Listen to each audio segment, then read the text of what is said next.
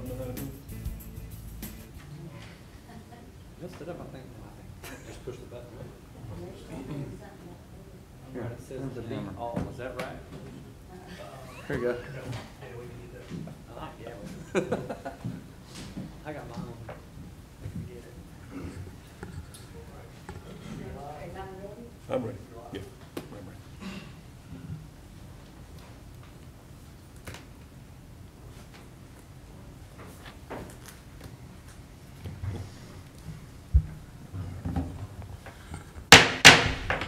Good evening. My name is Darren Green. I'm the chairman of the board of the Union County Board of Adjustment. This is our April 8th meeting of the Union County Board of Adjustments. I'll introduce our board to those in the audience. To my left is Mark Tilley. He's our vice chairman. To his left is board member Rob Thornton. To his left is our attorney, Mr. Bill Sturgis. To my right is our board member Jennifer Stewart. Also with us tonight, our staff, Jim King, the zoning administrator for Union County, Pam Rivers, who is the clerk to this board, and also we have a distinguished guest tonight, Mr. Dick Black, the planning director for Union County. Our first item is to determine a quorum, and we do have 4 board members here. That does give us a quorum.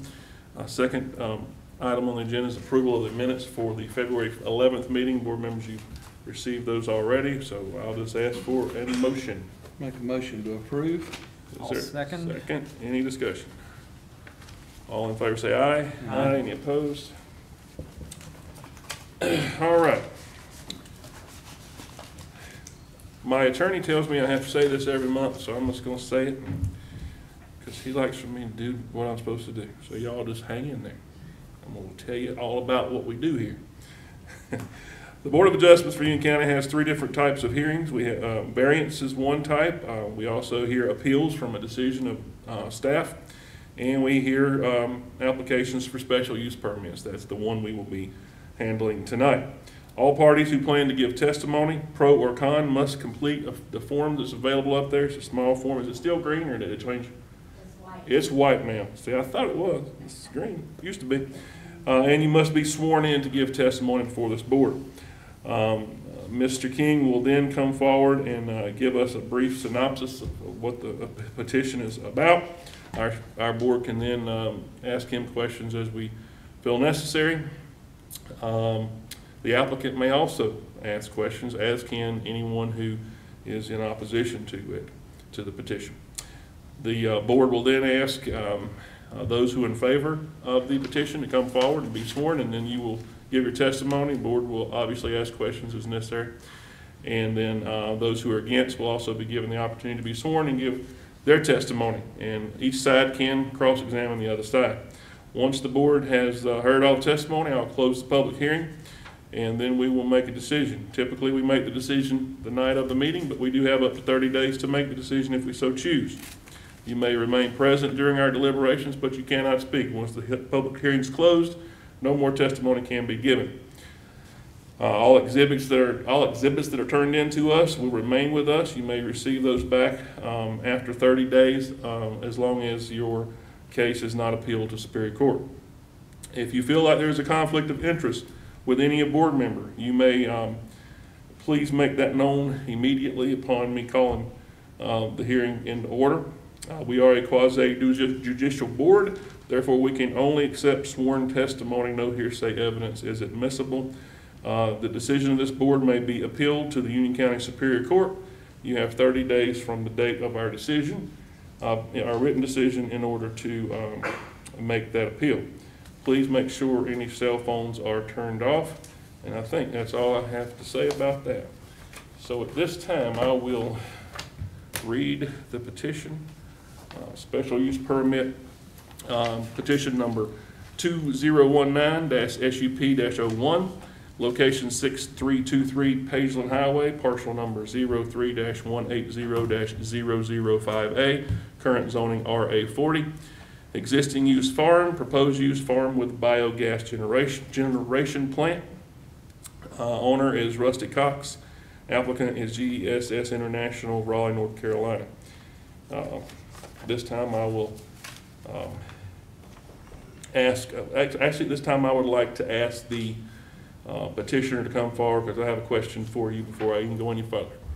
So, Mr. Cox, you or your representative could come forward. It's a simple question.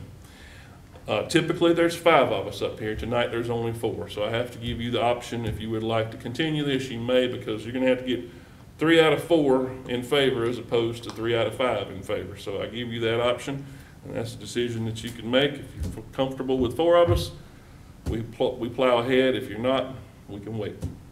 Yes, sir, we are comfortable with All right? the current board. All right, you may be seated, and I will ask Mr. King if you could come be sworn.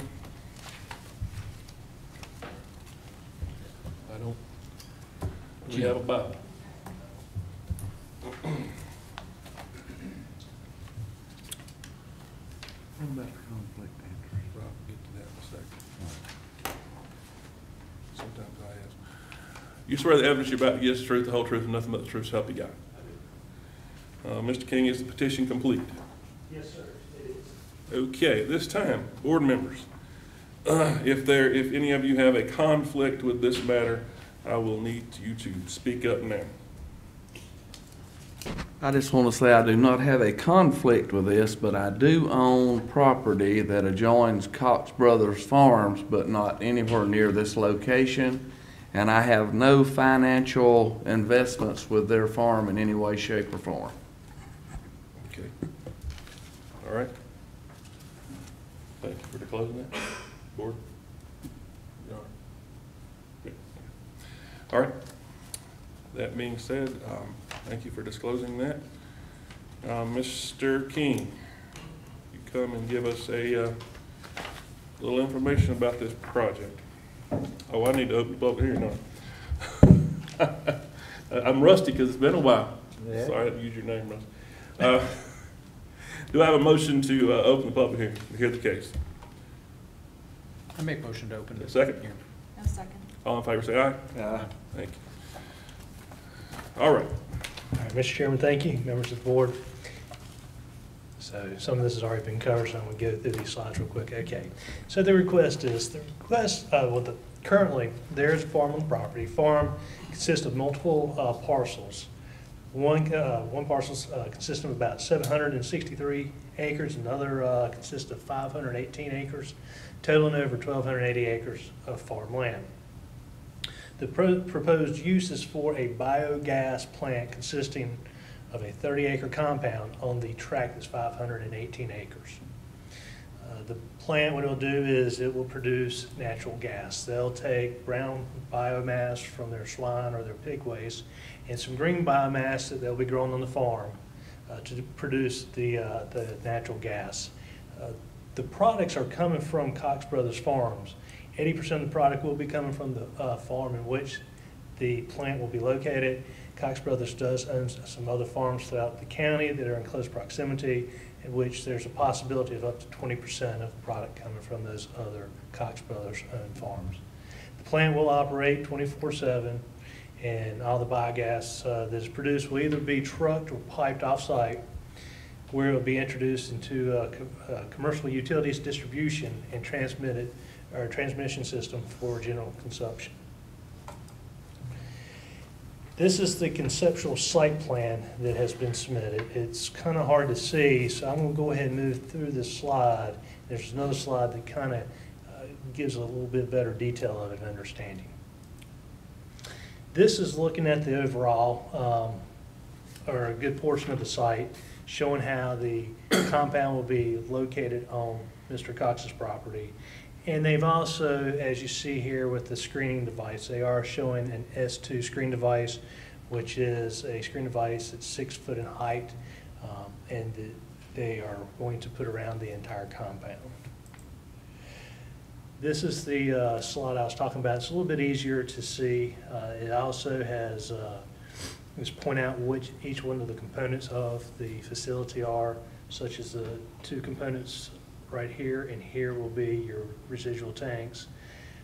The power ring is, I'm assuming, if I'm right, the biodigesters. They're proposing solar farm for some solar power out there, showing that the compound has hatch line around here, and that would also represent an S2 screening device. They have agreed to staff's request to maintain a 50-foot setback off the property line. The property zoned RA40, which on the side yard, which this is right here, would only require a 15-foot setback. They got their dry storage, they've got a silage pit, and of course applicant can get much more in detail on this. This is looking at the overall site, again, to give you a better understanding of where this proposed compound will be located in relationship to adjacent properties and the 601 highway corridor. I really did not know what a biogas plant looks like. We and staff have kind of stumbled through this. So what I did is I went to Google Images and kind of looking at the concept plan that they provided us and looking at this is what staff felt could possibly be what's coming out of the ground. At this time, we have not seen elevations.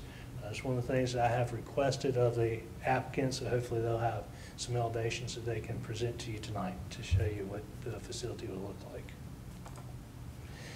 So getting to our general slides, the zoning. The zoning of the property is RA40, and all the surrounding properties around there are also RA40. One thing I do want to point out too is the compound itself and the plant would have to adhere to the underlying zoning district, and so one of the restrictions that they would have to adhere to is for the RA district, the height limitations. We have amendment to the zoning ordinance that was approved by the County Board of Commissioners that says if it's a non-residential use in a residential district, the maximum height would be 50 foot. So anything within that compound cannot exceed 50 foot from the ground elevation. This right here is showing our land use plan. Highway 601 does fall within a employment corridor. We had talked with the applicant prior to them making an application to the Board of Adjustment, the possibility of rezoning the property. We told them that we felt the staff could give a favorable recommendation for rezoning because it does fall within that 601 employment corridor. This is showing some environmental issues or features on the property. As you will notice here, they're proposing the compound to be in this location back here. There are some blue line streams that show up on the property. Blue line stream is basically a stream that is regulated by the Army Corps of Engineers. It can either be a perennial or a intermittent. In this case, these are intermittent streams because they are not continually having water flow through them, whereas a perennial would. There would be a zoning setback off the streams of a minimum of 50 foot. Transportation. There's not a whole lot of transportation improvements predicted for this area. In fact, virtually none. They've already done the improvements to Highway 601. And development status through states it's underdeveloped, and that's because it's farmland. So concerns. The concerns that staff would have is, first of all, with meeting with guests, International and the Cox family, it was explained to us that this is possibly the first of its kind in North Carolina, possibly in the United States. I guess International, believe, and they can correct me when they get up here, has done work abroad, overseas, and this would be their first time turning dirt in the U.S. or in North Carolina to do this type of product. One of the things that staff had some issues with, well, not really issues, but didn't really know how to grasp or get our arms around, was that if this is the first of its kind, then what do we relate it to, and how do we know how to treat it, and the good aspects, the bad aspects, and all that. And we really didn't have a whole lot of answers. We looked at it more or less like if it was a wastewater treatment plant, and how would we treat a wastewater treatment plant because of I guess the digester would be similar to that for a wastewater treatment plant. Again, there are some blue line streams that are identified on the property that need to be addressed. you know, how would they control the smell? Is the smell going to improve? Is it going to get worse than it currently is? Don't have those answers. Will this site be visible from 601? Will it be lighted? Will it create noise? Those are some questions we have that we have not really dug into or have received any feedback on at this time. And then what type of driveway cut will be required by Ncdot? There will have to go to Ncdot to get approval.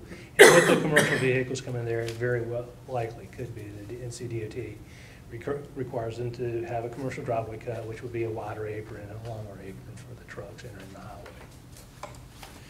So with that, we get into the staff recommendations. As always, the first recommendation is must comply with all local, state, and federal regulations or requirements. They need to get that Ncdot driveway permit. They would need to obtain all applicable NCDEQ, which used to be DENR. Now it's called the North Carolina Department of Environmental Quality.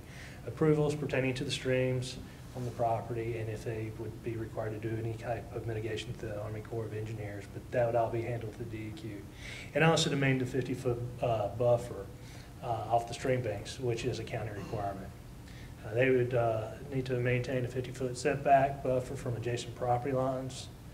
To demonstrate that the noise levels will not exceed 65 dB at the property line, we pulled this from another section of ordinance that deals with entertainment, spectator sports. One of the provisions that we have in there is you can have a reduced setback from the 500-foot buffer if you can demonstrate that at the property line, the decimal level is at or below 65. We felt that that was a good, comfortable gauge to use in this standpoint as well. The parking that's on site would need to be gravelled, and the parking spaces would need to be defined with wheel stops.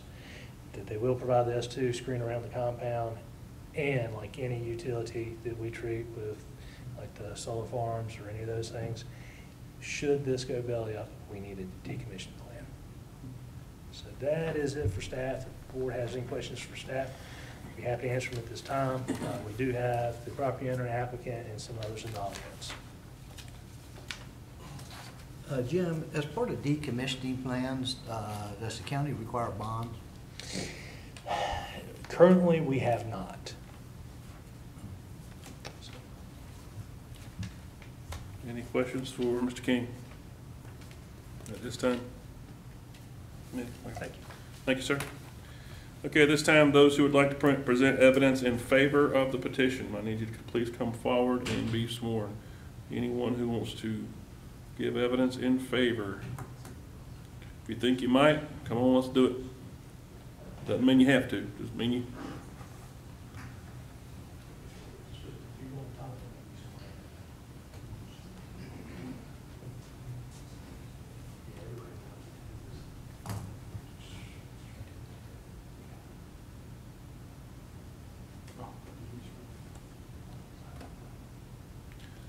You swear the evidence you're about to give is the truth, the whole truth, and nothing but the truth, so help you God? I do. Thank you. Yes, sir. Thank you. Appreciate it. All right, I don't know who's leading this. Whoever you are, come on up. Whoever's the lead speaker, and tell me who you are and where you live and why you're here. All right, I'm Campbell Cox with Cox Brothers, Rusty's son. I actually manage the hog farm there on the site now. We have six or seven employees depending on the day on the farm. Some of the background, I guess, of what got us here.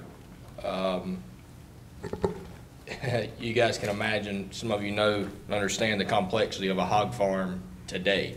It's a lot different than what it was 50 years ago. There's all sorts of different aspects, from the feed coming in to the waste going out. Of course, challenges at every single level.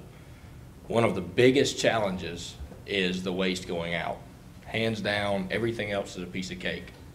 Of course, the waste going out is applied on that farm currently. It's in a lagoon, of course, regulated by every agency in the state, and then applied on those crops by a strictly governed set of rules, by day, by rainfall, the whole 9 yards.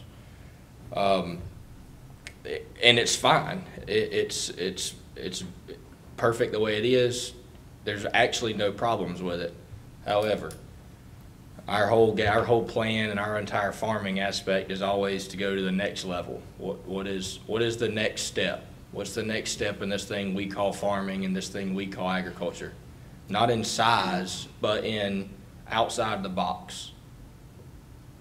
I'm the young gun, the third generation. I don't necessarily want to be the next third generation of the same traditional farm. The world changes and every industry changes, so we always look for the next further processing step. Well, the best place to start is with that waste coming out. Around the world, Germany, for instance, has 10,000 of these identical plants. They sustain their human waste, their cooking waste, their animal waste, all waste of all fashions goes into this plant with corn silage, and out comes their natural gas. Methane, which is natural gas, powers the country. Honduras has the largest one in the world. It's almost 30 times the size of the one we've proposed. Same thing. They take waste from hundreds of miles, take it all into one plant, and out comes the power. It's something they have a lot of pride in, and that's the way we see this industry going in America. There are some of these plants all out west that are digesters with only animal waste. They're on dairy farms. You know, you guys, when you Google them, that's what you see. The difference in this proposed plant and all of the others is the addition of green biomass. So there's actually some digesters in downtown Charlotte that use waste from restaurants and bars, small digesters in tanks less than 10 feet in diameter, and off of that comes a methane gas, and it goes further processing to various things. But this, being in the middle of that farm, we have the ability to add green biomass in it and ramp up the production of that methane gas multiple times. So looking into that, that's kind of what got us searching for another step to go with hog waste. Dad and I own the tractor dealership here in Monroe, Kloss. They're a German company. They build equipment for this kind of exact same thing, and that first opened our eyes. Hey, a German company we sell equipment for who makes biogas harvesting equipment like silage choppers that chop the green, and that just opened up a whole new thought process for us. Wow, so that's what they do in Germany. Then these guys come forward, guests who are seeking the same thing. They have a lot of ties in Europe, Austria, Germany, all overseas, and that's where the partnership somewhat was founded, somewhat came together. And taking that waste from the farm that's, of course, in an open lagoon now, and spread on the fields, you take that, pump it straight into a digester, which is covered, put green material that's grown on the farm into the digester, and out comes your green energy. That's a big push worldwide now for this whole green energy thing. Falls right in that. This is what it is. A couple of things to note: the green biomass will be grown there on that farm, around the digester. It worked out perfectly to have the brown on the hog farm and all the green coming from one tract of land, one location. It all goes right there. That's why the location was chosen where it was. Wanted to clarify where we came from, why we are here, and why it's us and these guys chasing the Green Energy Act. All right. Any questions for him at this time? Yeah, I do. Okay. Yep, sorry. I have a question. The stuff that you're cutting right now, is that the only type of greenery that can be used, or can any other types of stuff that you grow? There's actually endless things that can go into the digester. What we're chopping and baling right now is for the digester. It has to go into a silage pile just as it does for a dairy cow and ferment for 4 months before it's usable.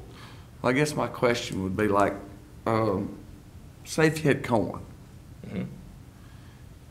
and you get the ears of corn off there, what's left? Could that be used too? Yes, sir. Okay. All right. Our idea it's, you know, it comes down to what can you actually execute. That when you get to equipment standpoint, gathering fodder from a corn harvest is next to impossible versus growing a corn crop and then chopping it all green like you do a combine, but you chop the whole stalk, grind it up, and make silage out of it. You know, there's readily available equipment for a process such as that. But there's endless, from wheat straw to there's almost anything. That the running joke in that entire industry is you can put anything in it, including a dead body. But it's not literal, but it's true. Anything in other areas of the world, they put the remains from the hog farms, the dead animals, everything, waste from restaurants, everything into the digester. Thank you. Thank Any you. more questions? Have you had an opportunity to actually visit one of these plants to kind of get your personal assessment about like smell, and maybe can you explain how that odor, if there is some odor generated, how that might be mitigated or controlled, or what that's like? Like I say, there's not one of these exact ones in the States. We have not had the opportunity to go overseas yet to see one. These guys have been over there a lot. I think the crew was overseas. I was, Well, we'll, Okay, so We'll yeah, get them up here and let I'm them- sorry. No, I have I not. have a feeling they're just the technical guys, aren't they? Yeah, these guys That's are what I taking. thought. Okay. We'll ask them a lot of questions. But they, you know, going from the open lagoon that's currently there to a covered tank is what it is. Totally unsealed concrete tank is what it'll be in. No, I'm sorry, Jennifer, you got it. How many? Yeah, and actually he reminds me, the odor from waste is actually in the methane gas. And that is what we are trying to capture. So in the process of collecting the methane, you actually collect the odor. That makes sense. How many pigs or hogs are you managing on these two locations? There's a 1,500 sow farrow to finish farm there on 601. Okay, At any point in time, there's 10 to 12,000 animals on site. got it. The other facility that's 3 miles away a crow flies is actually directly behind my house. There's 10,000 animals on that site at all times. Wow. It's 10 buildings. Thank you. Nothing else. All right, thank you. All right, next, whomever, please state your name. hi, my name is Christopher Rodriguez. I'm project coordinator for Guest International. Okay. James Elkins, Director of Projects and Regulatory Oversight. Okay. So just to answer her question, Okay. so we just came back from a trip 2.5 weeks ago. We were in London, and it was actually my first time going out there and actually seeing the plants. We went to 3 different plants, and smell-wise, I was amazed on how you could actually walk around the plant and the smell was minimized. As sometimes I would smell it a little bit, and then the smell disappears. And the reason why is because overseas, how they have it is, let's picture a Febreze spray bottle. Garbage, the odor, as soon as you spray it, the smell disappears. And that's how the plants are actually proceeding over there. You know, and that's how we're bringing it over here as well. But the digesters, they're built by these concrete walls. Just by that, the smell is being minimized. And from local residents to the plant, they won't smell it at all. But if you're like right in the plant, you're gonna smell it. But like I said, I was surprised how the smell actually came a little bit and then it disappeared. It's because of these sprayers that they have outside. And there's different ways to contain the smells. And right now, just seeing how the partners that we have overseas, how they're using their way to contain the smell, that's how we're gonna focus here as well, to not bother the residents off the farm and actually the workers inside of it as well. And to add to that, we're basically, as Campbell alluded to, we're taking the system, the outdoor system, which has been the issue, which is the lagoon, and basically taking all the manure and it goes into a closed loop system. And in this case, and in many cases, we will use part of what's in the lagoon to start the digesters, which are 4, 2.5, 3 million gallon digester tanks. So we'll reduce the volume and the sludge from the existing lagoon to start the process. And manure, or let's say swine manure, makes about 8% methane by volume. And that's, as Campbell also alluded to, is where we co-digest, introduce the green biomass, and those bugs that are in the manure will basically create the methane by digesting the green biomass. You ask a little bit about what type of crops and so forth. The EPA kind of drives it by 75% cellulose material or cellulosic material, which a lot of the hays and sorghums and so forth are in that same group. So it does stay in this closed system. The closed loop system, again, they have cement tops. They're not the ones you see with the kind of balloon gas tops. Those are actually raw gas storage systems, and not the actual digesters. They can stand over the 100-mile-an-hour hurricane wind zone and so forth, and we do have some projects that'll come up that are near the coast, so they can handle those, and they're kept at a constant temperature all the time, just like we are, and how we did digest. They're like 4 large stomachs, so we keep them at a constant temperature and creating methane all the time.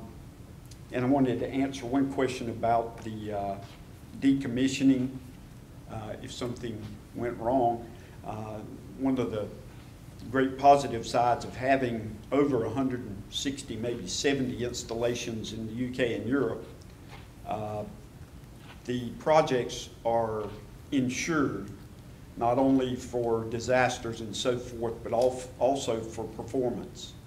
So the track record is so good that insurance companies do insure the performance, and that also includes if something did happen, the decommissioning and removing of any of the buildings and tanks and stuff from the farmer's site. Could you provide the county a copy of the insurance policy that would be applicable to this project? We could provide, well, Or is the insurance policy provide to all your operations? Got it, sir. Does the insurance policy provide just applicable to all operations, or is it by location? it's by location, but it's pretty much a general policy as far as the performance is concerned. Yes, and it covers everything and performance as well. You said it had a decommission element? Yes, yes. Is that something you could provide to the county, that insurance policy? We can provide right now at the process where we're getting ready to start the project, we can certainly provide a letter from the insurance carrier that states those specifics. The policy would come a tad later, but we can certainly. Or declaration, something like that. Yeah. Is that something y'all could provide on a yearly basis? Oh, I'm sure we could, yes, sir. If that makes it, more feasible for the county. A little clarity for me. Is it GESS or GESS? Yes, it's All right. Green Energy Sustainable Solutions. So for conversation, that's we can a say big- GESS and we're good. Yeah. All right. Just a little clarity on a document that you gave us. Oh, So, by the way, this would be Petitioner Evidence, Exhibit A. I apologize. Okay, why don't you, before you get your question, why don't y'all identify what this is and tell us so we can get it in the record? This brochure you handed out, what it is, how it's put together generally, something for It's evidential information. basically a background of it's more in depth of Gas International and what our focus is and what we plan to establish in the near future as well. Just it's out of context, but I know there's some insecurity or what we're doing here, but right now, me being new to this world and this is the future right now, and everything we're doing, our researches, and myself traveling to San Francisco as well, I've seen 3 different waste plants. And we're talking about smell. One of the biggest smells, I think, is the regular waste. Now, Trash, huh? landfill waste. I would like to apologize at the beginning. This is actually my first time presenting, so I apologize too. You know, kind of nervous, kind of nervous. So just that pamphlet that we just submitted to you is basically just a background of Gas International, where our focus is, and the process of us leading to that in order to become successful. So that's more information that we can actually provide to you so you can look it over, other than us just be here for like 2 hours, 3 hours and try to explain everything to you. So. All right. Go ahead, you had a question. Yes. All right, so just a little clarity, because there's only a segment of this that has me a little confused. So at one segment, we have here that there are no facility, you have a business here in the United States, an office here in the United States, but it's also been brought up that we do not have any bio plants in the U.S., yet I'm seeing over 2,000 sites in your document, so. Yes, sir, it's overseas. There are. No, it says the U.S. has over 2,000 sites producing biogas. So, Yeah. do we have any here as in the U.S. as an example? Negative, sir. All right. Well, you got a map showing where they are in your little brochure. Those, Oh, we have, No. what are they? those are examples of plants that are kind of what. Yeah, it's not a new technology, anaerobic digestion. And we have other plants, we do not, but there are other sites in North Carolina and the U.S. that have been in production for quite a while.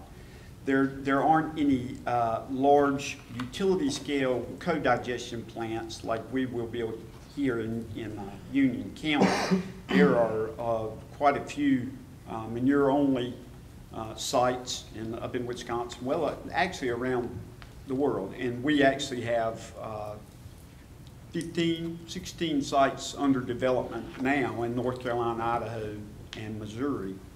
So it's not a new technology. The technology that we use has been used in Europe and UK for years, but anaerobic digestion is a technology that's been around for some years. The co-digestion and the utility size, basically the difference in the size is that the amount of gas that we produce from this co-digestion process is of a volume that can be injected into a pipeline. Most other ones that are in operation now are smaller and make just enough gas to generate maybe 200 kilowatts of electricity and so forth. So there are some differences, but there are plants, anaerobic digesters around the country that have been in operation for years. And we have a few in the state, but only one that uses only manure in Dublin County right now. So the 2,000 that's in the book here are other people's that only take advantage of the 8% from the animal waste and not what the green adds to it then, Yes. right? Either that or they're using, again, they could be using carcasses or remnants from slaughterhouses, chicken processors, pork processors and beef processors do use them. You also have some fairly large restaurant and food waste where they use the food waste from grocery stores, even beverages that go out of date. There are specialized digester folks that pierce the cans, pierce the bottles, recycle that, and the sugars and everything are digested in the smaller digesters. So there are a lot of digesters out there. Ours is, the difference is the co-digestion and the utility size and being large enough to warrant tapping pipelines. I just want to make sure we get it right. I mean, No, sir, that's a good This question. is new technology. This is very exciting. I don't want to reinvent the wheel, but I want to be sure that we get it right. Absolutely. That's what we're here for. Good question. Any other questions? What's the, okay, so on the green mass, you were talking that it was going to take, well, we're struggling now, was it 70 days? There's a time on the green mass before it could be put into the digester. We had to ferment Yeah, it has to ferment like typical silage, which is depending on temperature, depending on crop, depending on the chop length of the silage. As soon as 60 days, optimum time's 4 months in a pile. Where's that product stored in relationship to the site? It will be stored on the site, Okay. on concrete pads on the site. So while that's fermenting, and then when it gets to its point, then it's injected into the digesters? And It's fed in, yeah. And the digestion takes approximately how long from the time it's injected to the time you're actually producing methane? About 30 to 40 days, somewhere in there. But it's a continuous process, Sure. but about that long. And once it's, not to butt in, but this is usually a question somebody asks, and Campbell mentioned the fact of the water and the byproducts. We basically, when the byproduct comes out, the difference in, you may have heard of covered lagoons, where people cover lagoons and basically the methane kind of leaks out and they collect it. This time of year when it's below 70 degrees, they don't produce much methane just like our bodies. You know, we keep ours at a constant temperature, but the digestate is centrifuged down. We take the water and separate it from the solids. It's no longer, you know, this also feeds back to the smell. It's no longer manure. It doesn't have the smell. It's I won't say it's cleaner, it's not cleaner, but it's certain, once we spin it down and dry it, it's certified organic fertilizer, and very effective fertilizer that has a commercial use, and the farmers also have the choice to use it on their land, as well as the water, which has nutrients in it, nitrogen, some phosphorus, you know, so they can use the water on their land, any of the dry digestate they want, or we have a commercial uses for it as well. That was the subsequent question. So, Yeah. you know, what happens to the product after it's been digested? So that was going to be a subsequent question. Yeah. It's more like it's considered organic. After Yeah. you go through this process, it's considered organic. But it's more like a compost-like material on the backside. Yeah. In other words, it's not gonna smell like the turkey manure. No. Correct. No. No, not at all.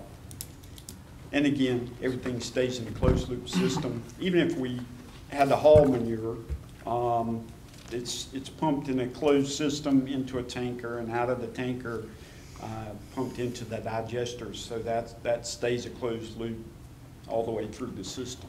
All right, so we're going to have 20,000 pigs and hogs feeding this system in 4 tanks, and it's going to take a good time here to digest. Seems like you're going to have more material coming in than you have digester. I'm just doing some quick math in my head. We're actually worried about running out.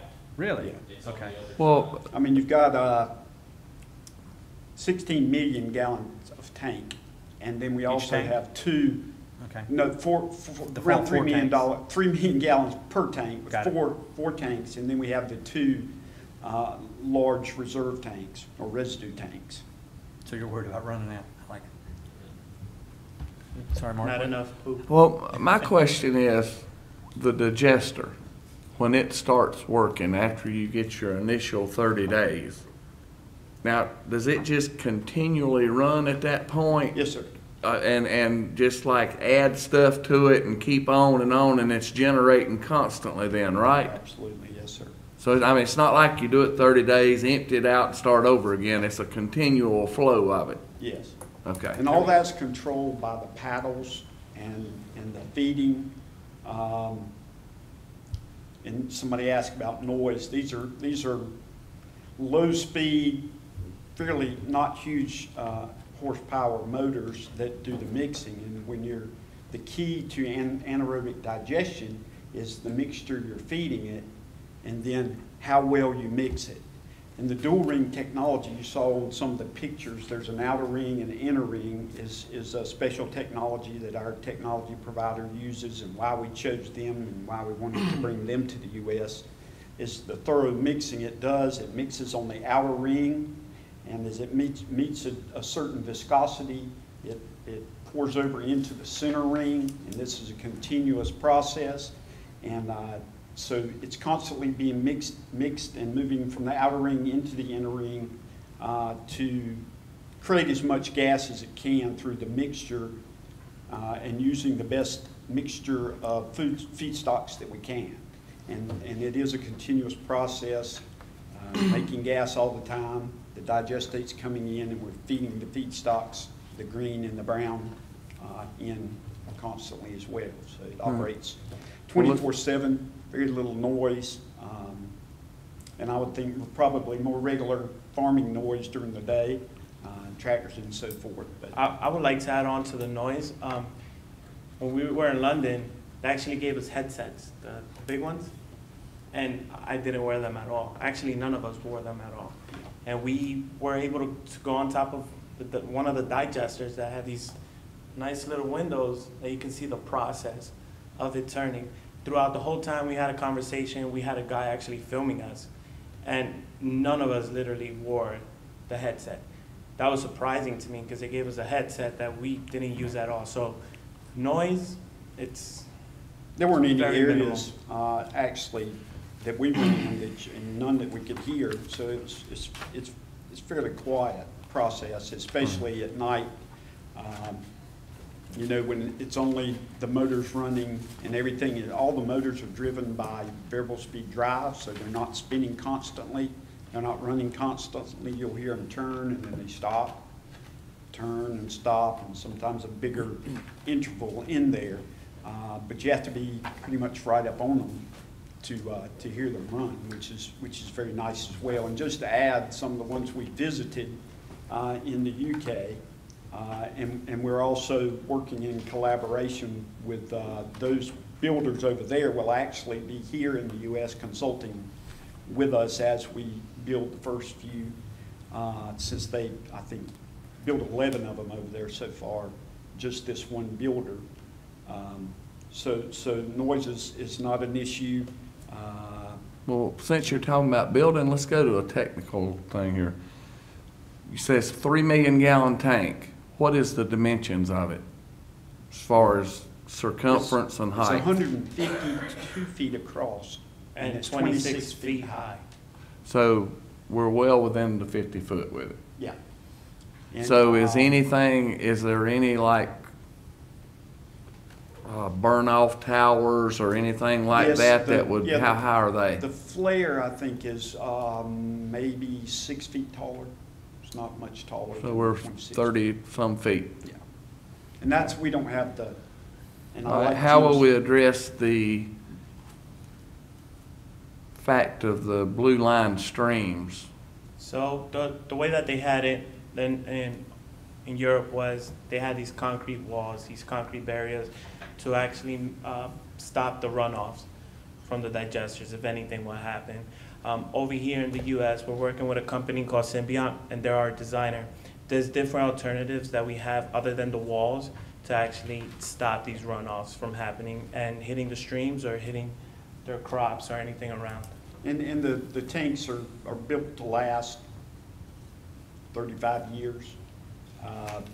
It's a material. But if there is a leak or anything like that, we do have barrier technology or a rupture even, that will capture it and keep So it is it in. kind of like a tank in a tank technology where it's got to go Well- through an inner and then an outer level? Yes. Okay. The tanks are designed like that, and then we have mitigation that surrounds the 4 big tanks as well. So So not a concrete tank. It is a They are concrete concrete. tank. It is concrete. It's a concrete tank surrounded by, basically, you won't see the concrete, but it's surrounded So by. in the same category as regular waste Yes. management? Got it. And as far as as far as the blue streams and so forth, you know, everything we do has to be to the approval of DEQ. So if there's, as Jim said, we'll do any kind of mitigation that needs to be done. but it should be with the existing, should work in harmony with the existing water permits and wastewater permits that the farm already has and that they manage very well. Campbell, you can probably answer this better than them. You know the site probably better. As far as the question about visibility from 601? And then what kind of lighting are we gonna have? I mean, it's gonna be, I'm assuming it's not gonna be like a football field, is it? It's gonna be, no need to have a lot of lighting, or, you're gonna have some, but. It is a 24-hour Right. process, but it won't be fully staffed at night. They'll load the feeders and so forth to where they can feed overnight. There will be at least one person running the plant, the controls and everything at night. And you're probably looking at wall packs that'll be on the tanks, that'll actually shine down Gotcha. around the tanks, and maybe an area light here and there, and probably in the parking lot, you may Gotcha. have a couple of area lights, you know, to make it safe for. There won't be no brighter lights than what's already No. down there on the hog farm at the time, And- will they? Right. Okay. No, and plus it's on the other side of the hill, so. Right. Mark, it's the exact same distance off the road as our hog farm. It'd be parallel to the hog farm from 601. But if I'm looking from 601 at it, it's to the left, correct? Correct. And then that's more behind the hill. We Absolutely. actually had the first drawings on top of the hill where our poultry litter fertilizer pile is now, beside the hay shed. Some of the first drawings were there, and my Nana's weird about appearances around everything we've got. So I think she might have been a little bit of a push for that, putting it off the highway, Be right Nana's. highway, so it looks like a pretty cornfield when you get about. What's a residue tank? What is a residue tank? We've talked about the digesters. What are the residue tanks? They hold, it can be just water. It may hold some extra slurry of the green biomass. It won't contain, we wouldn't store any brown biomass or manure in those tanks, but it's just extra slurry to feed into the system. Could be used for anything, and mostly, you know, water will be in there, as we'll pull our water from that tank for the process if we need any extra. And looking at the diagram, where's the gas actually being stored until it's transported out? It's, well, it's the one I was talking about a while ago. If you see the ones with the balloon top, that's the raw gas storage. You may not see one in the picture you're looking at. Where's that? Did you keep the? It has a membrane top, and as it fills, you can see it. Is the front page one of them? Yeah, if you look at the first page, the one with the membrane top is the raw gas storage. And out of the raw gas storage, the gas, the methane that's been created goes through what we call a gas upgrade system. And there, all the stuff that the gas company doesn't want is stripped out of the gas as it goes into our compressed natural gas trailer tanks, and then it's taken to, in this particular case, it could be, there's a couple of different agreements that we'll have, but right now, you know, some of this gas will go to Piedmont natural gas, and some will go interstate pipeline to the transportation market. Now, is that a conversation or has that been signed on the dotted line? We have been approved by the North Carolina Utilities Commission for 3 injection sites. One is here in, pretty sure it's in the county. And by Piedmont, they have a pilot program just for Piedmont for renewable natural gas. And again, we just were approved into that with 5 projects, one being here in Union. We do have, can't talk a lot about it, but we do have off-taker contracts for at least a portion of it, if not all of And it. I'd like to know that you were producing the gas that was actually going somewhere. Yeah, some of it will go to Duke Energy. I can say that. Okay, So, and maybe in a few weeks, we can say a little more. But all I right. suppose you're probably not gonna build this if you're not gonna work anybody to buy it, so. Quite an investment to have a lot of gas laying around. We got enough politicians around here, we don't need more gas. I didn't say that, did You I? might have a new process. Any other questions for these gentlemen? All right, thank you. Anyone else that needs to come? We also have our appraiser here as well. I was gonna ask if you had that. That's good. Thank you. See, I know it. You know the questions I'm asking. That's good. I like that. So, hi, my name's Rich Kirkland, with Kirkland Appraisals. I'm a state certified appraiser, regularly appraise agricultural properties and agricultural businesses. I've been asked to look at whether or not this property or this project would have an impact on adjoining property values and whether or not it was in harmony with the area. This is the first project like this I have looked at. But I've addressed it a lot like I would look at any other potential impact use. Even though this may be the first one with the combined use, I did identify about 10 different projects in North Carolina that use anaerobic digesting for similar use on different properties. Let's see, I believe you got a copy of my report, or was that in the, no? Did you? I do not. I'll give this to you after I finish referencing it. Yeah, How's that? we'll just put that in the, I thought you had a copy, we'll I'm put that sorry. in the record if you tell us what's in it. Sure. And we'll make that. I'll just walk through it. Exhibit B, once you turn it over to us. So really, I just started off by showing about the project. A lot of that stuff you've already gone through.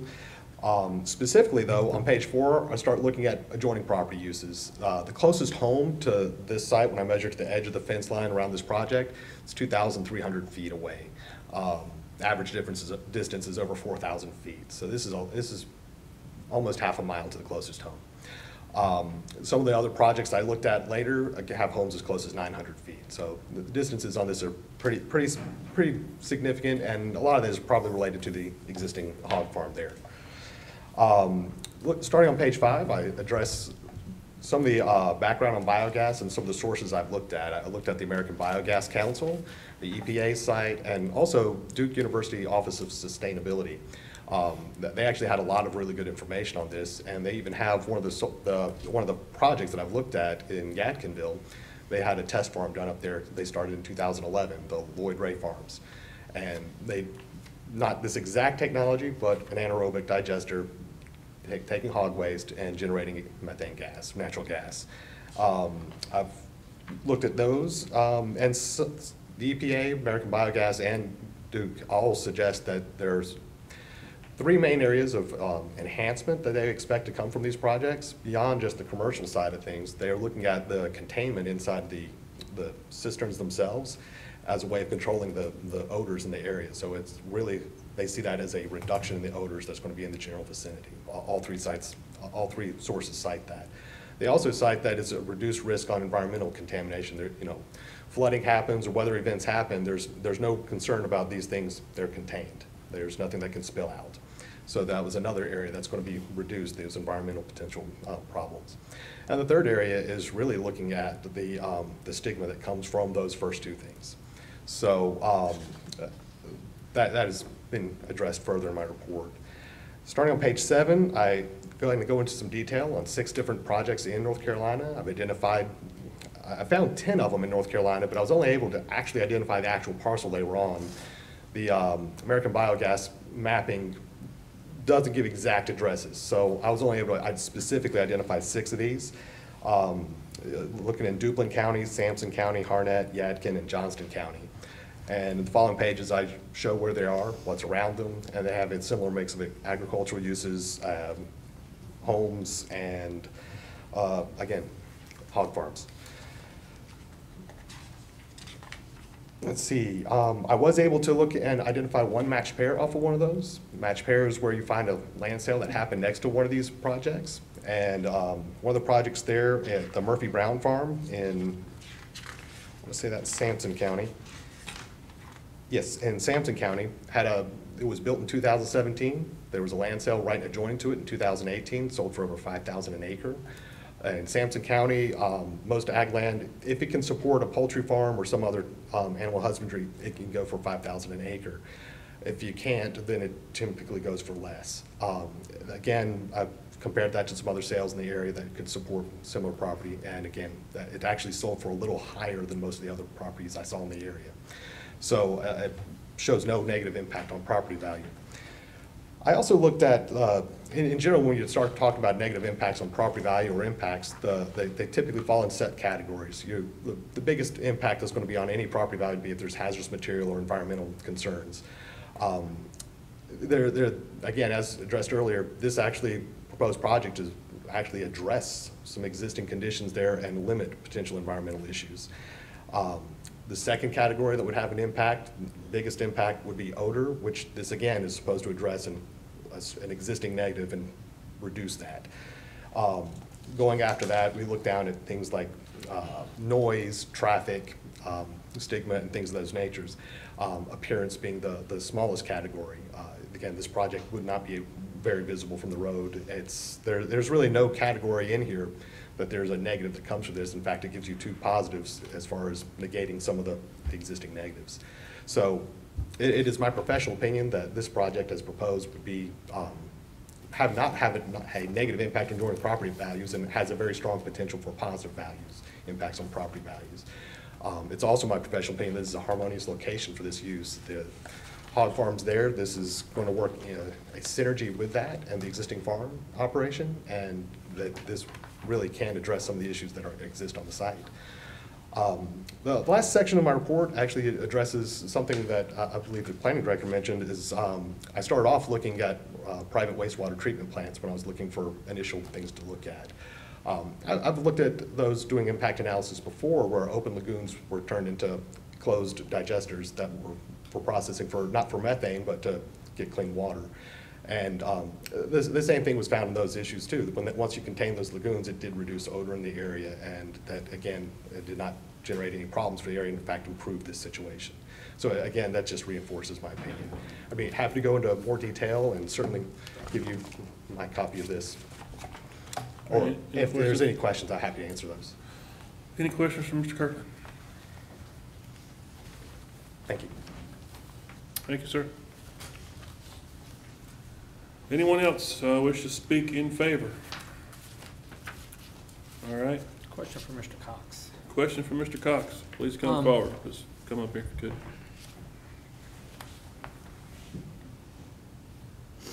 Just curious. All right, so we're talking 80-20 from your two different farms, and you have concerns now that you may not have enough brown mass.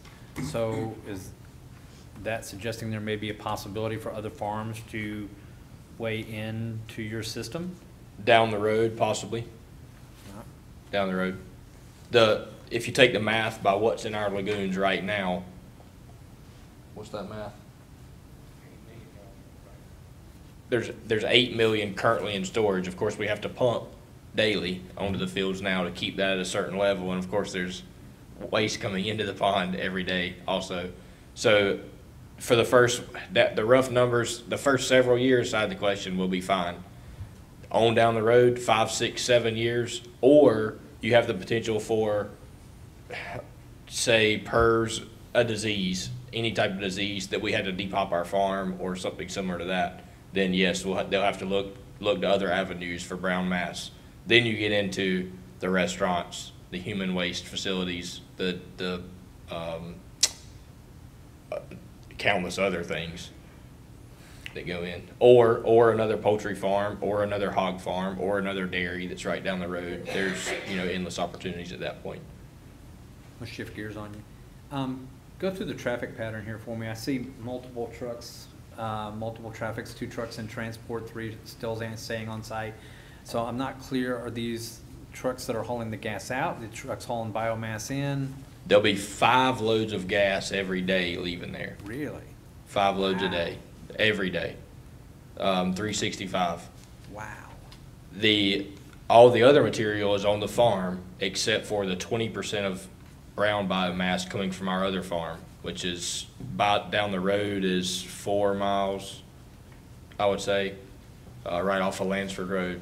Like I say, I live beside the village almost, but that's the only trucks. Seems like a lot of trucks. However, 5 loads a day, seems like a lot of traffic, seems like a lot of trucks. The days that we are harvesting on that farm, there's 40 trucks a day leaving in crops. That's 40 in, empty, 40 loaded out every day. You take that out of the picture because we'll no longer be hauling our crops off of that farm. They just go straight across the field to the plant. In the field, never hit the highway. So it's, you give, you take those out and then you add in the trucks of gas. Great, thank you. Let me ask you this question as to the scope of this special use permit. Is it for a general biogas facility, or is it restricted to ingredients coming from your farm? You had to help me, Mr. King. Currently, the way the application was put together, it was for product from the farm. And, if that's something that they're wanting to amend, then, they need to, that's something that they need to bring to the board at this time and for the board to consider. Actually, we were a little bit, I won't say irritated, but a little bit confused as to why it had to go to a special use permit and not farm use. If we grow all of the crops that go in, and we grow all of the waste from our animals that go in, and all of the feed that feeds our animals, we grow and make all of the feed, all inputs here are ours. We aren't purchasing it from anyone at all. So our initial thought was, this is farm use permit, this is what we do every day. We're gonna build a biogas plant to put our stuff into as one more step. Instead of selling just pork off of this farm, we're gonna sell pork off of it, and we're gonna sell gas from the waste off of it. If you want, and that's the honest truth, but here we are, special use permit, still with the same mindset. Well, I guess we just need to get clarity as to what it is you're requesting and what was noticed. And if there's an amendment being sought, I don't know if you want to, have to come back in 5 years and say, hey, we want to, and what you were saying would be just related to your property. If you went down the argument that your agriculture used and didn't need a special permit, I can understand you're doing that. You probably elected to take the road of least resistance and seek a special use permit. Actually, we did not. Actually, we seeked and stood on every one that we knew to stand on for farm use plan. We didn't want to come down this path. Okay. Well, you're down this path at Yes, this sir. point. Yes, sir, absolutely. But if you were taking products from third parties, from restaurants or that sort of stuff, you probably wouldn't get the agricultural use. Correct. Possible exemption. Mr. Sturgis, can I say something, please? Sure. So he is correct. When they came to us, first of all, they were trying to go after the agricultural use, classify this as bona fide farm. We asked our legal staff to review the request. Legal staff said, even though all the products come from the farm, there's case law for another similar fuel plant up in Iredell County that because a portion of the product that they were making is going off the farm, it does not qualify as a agricultural use. So looking at that case law, that's why we told them that they would need to come to the go through the special use permit process or to get a rezoning. They chose the special use process because we could get them on the docket quicker because they were in a tight pinch and they needed to get this up and running as fast as possible. Well, that's not an issue for us today, though. Right. So with that being said, they gave us the same documentation they originally gave us, trying to get it through the agricultural process. This is for a biogas plant. It's a special use permit. It's no longer tied to the agriculture of the farm. If they wish to amend their application and say for other product, they can very well do that, but they need to make it part of the request. Okay, well, I guess I'm slightly unclear. So, if it's just for a biogas facility for utility or whatever the right word is, then it, as requested, is there any restriction that they only use product from their farm to feed it? Through the special use process, we would not restrict them, provided that they need to clarify that, because what's part of the board's packet. And what they submitted to the board as their logistics summary was that 80% was coming from one farm, 20% from another farm. And that is correct. All inputs into this biogas plant are coming from this farm. Okay, but Campbell, what we're trying to do is if you ever got into a point where you didn't have enough, Okay. we're trying to fix it now to where you could get it from somebody else and you would be in the clear for it. Right now, it's gonna have to come off of your 2 farms, period. Okay? But we're trying to amend it to a point to where if it ever got to where your 2 couldn't do it, you would be able to get it from somebody else's farm, and now's the time to do it. Now's the time to do it versus go forward 8 years, and if something comes up in 8 years, then we address it then. You want to do it? Correct, You could now's do the it that time way, to too. do it. You could do it that way too. You can, but then you gotta come back. Okay. Yeah. I don't like y'all that much. I mean, Okay. we try to help out. That's one of the things we try to do. I Okay. know it's a hassle, but we try to fix stuff we see in the future now, so that's just a benefit to the taxpayers, so you don't have to come back and pay another fee and bring all these people in here and do all this again. So, that's a good question, and that's why we wanna handle it. So what wording would we use to amend that? Well, the question is, first of all, do you want to, as part of your special use permit, be able to use product that's not directly from your farm at this point? Is that something you want to have as part of your special use permit? Or, I mean, you can come back and seek an amendment. You'd go through the same process 8 years from now if you wanted to. You may know more too. I don't know. We're just asking you what you're seeking, and y'all want to hold together for a minute, or feel you know the answer? But the point is, well, they can get permission. If we give them permission, that don't mean you gotta go tomorrow and find every restaurant in Monroe to come. Right, Get it. yeah, You don't we- have we- to use it, but do you have we- permission to use it. Do we need that? No, we don't need that. We don't need that today. Is it just as easy to get that done all at one time? We're all game for that, absolutely. Okay, Well, it would just, it makes sense. it would make sense to do it all right now because it's to your benefit to do it. Okay. It's giving you permission to go somewhere else and get product to run your plant if you need it. Okay. Coach, you're gonna sit down there one day and go, we need another 5 million gallons, and I gotta go back to the board and get permission to go get that 5 million gallons. And if Okay. we go ahead and get you permission to do it, then you That's fine. call somebody up and say, let's. I understand what you're saying now. So are you requesting to amend your application so that the product used in the biogas does not have to come from the hog farm? Yes. Okay. Okay. We got that? Everybody got that? Yep. Is that good with you, Mr. King? We can add that to this language? Okay.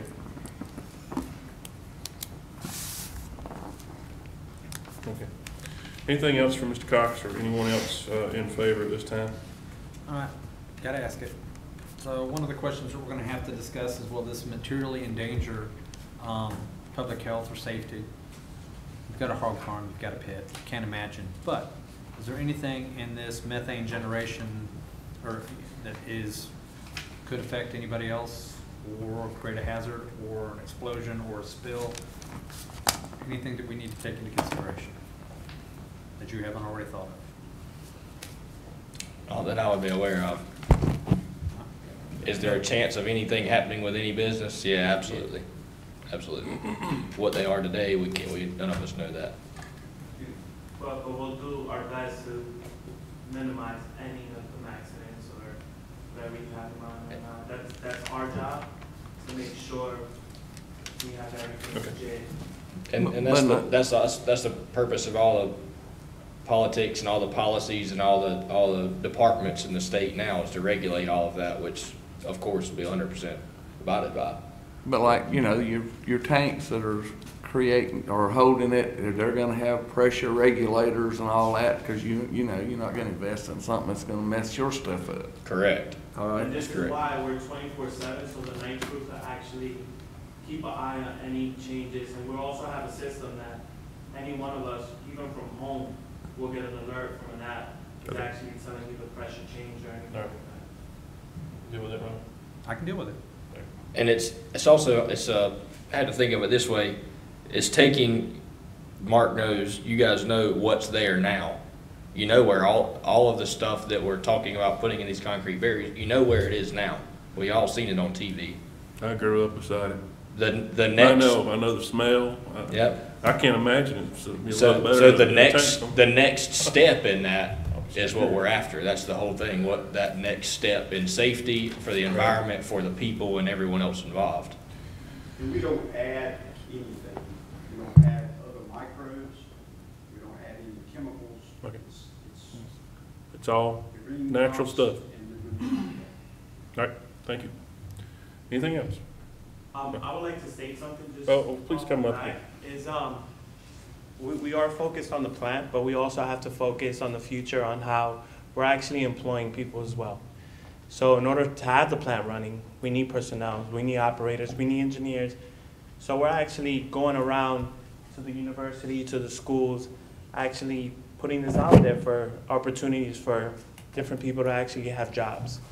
So that's another positive side. That's not relevant for the board to I was consider, excited but that's about it. okay. Thank you. All right, at this time, if there's anyone here who would like to give evidence in opposition to this petition, I need you to please come forward and be sworn. Anyone who wants to give evidence in opposition? All right, I don't see anyone. All right, anything else the board needs to know before I close the public hearing? We good? All right. Public hearing is closed.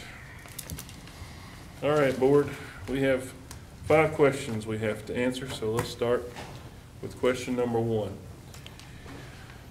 The proposed use and development will comply with all regulations and standards generally applicable within the zoning district and specifically applicable to the particular type of special use. I believe that's the case. We've already got a hog farm there, so Right. Yeah. I think everything's It's still basically farm use. still farm use. Question number 2, the proposed development will not materially endanger the public health or safety. A couple things I wrote here. We're going to reduce the odor by capping it in a tank. And like I said, I grew up next to a hog farm all my life, and anything to cap it off would be a great idea. Mitigation barriers in case of a spill, they've talked about that. Oh yeah, we gotta go back and vote on that first. And all in favor of the first one, that it's not going to, that it is complying with the current regulations applicable to the zoning district. Say aye. Aye. Any opposed? Okay, I'm sorry, number 2. Again, the waste is gonna be in a tank. Anything else for under material danger, public health? Well, just you talked about it being sustainable up to 100-mile-an-hour winds. I guess the positive is the lagoon's going to go away or be substantially reduced, so Right. potential flooding of the lagoon is significantly decreased. Right. And we had no evidence that negatively hit it in any way, so. Okay. So, all in favor that the proposed development will not materially endanger the public health or safety, say aye. Aye. Any opposed? Okay. Number 3, the proposed development will not substantially injure the value of the abutting property or is a public necessity. We've already seen Mr. Kirkland gave in his professional opinion that it would not injure the value of the property. The property will not, the facility will not be seen from 601. The noise is considered negligible. Again, we go back to the odor will be reduced. Anything else for that? Well, closest house was a half a mile away. Right. Anything else? Okay, all in favor say aye. Aye. Any opposed? Number 4, the proposed development will be in harmony with the area in which it's located. It's already a farming community. We've already got hog houses on the property. Anything Already else? grow crops. Already got hog waste. Yep. Yep. Okay, anything else? All in favor say aye. Aye. Opposed? And last, the proposed development will be in general conformity with the comprehensive plan. The plan out there is farming. Last I checked, there's nothing else going on much. So I don't think that's gonna change it. Anything else? All in favor say aye. Aye. Opposed? Okay, now I need a motion. Need to make sure we add that to the motion. Yeah, I'll make a motion that we approve the special use permit with the amendment that they be allowed to purchase, what would you say, solid I'd waste? say use, I wouldn't say necessarily purchase. Or use waste from other, facilities other than their own farm.